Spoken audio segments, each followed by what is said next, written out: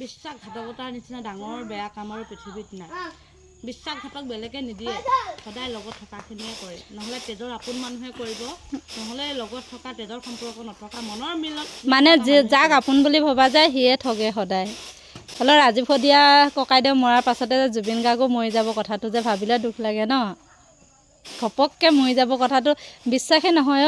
আজিও মৰিলে লাগি নাথাকে। যেতিয়া মনত মৰিলে নিচিনা লাগে, জুবিন দা মৰিলে নিচিনা অনুভৱ কিন্তু নহয়। খালি গৰিমা বৌয়ে কান্দা দেখিলে লাগে আৰু ভাঙি পৰিছে বহুত।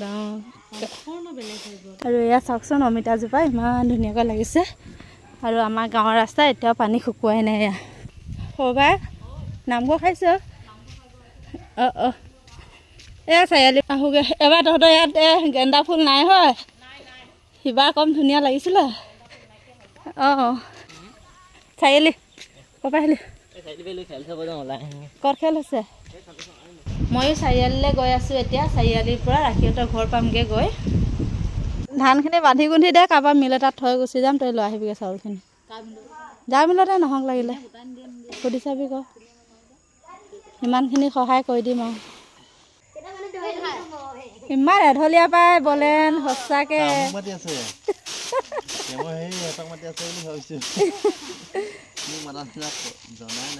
কেলে মাতি আছ?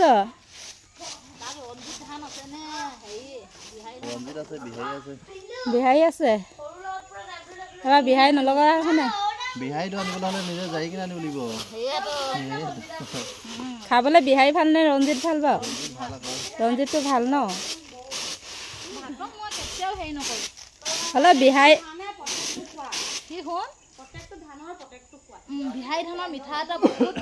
বিহাৰী ধানৰ ভাতখিনি গৰমে গৰমে খাবলৈ ভাল।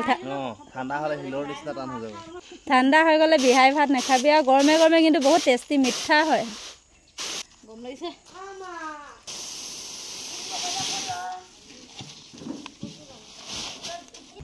ৰাখি কথা এটা জানো নাই? এতিয়াতো মামাই তেল ফ্ৰীকৈ দিম কৈছে। তেল ফ্ৰীকৈ দিবলগীয়াৰ কাৰণে দেৱলতাই দায়ী বোলে, চবেই কৈছে।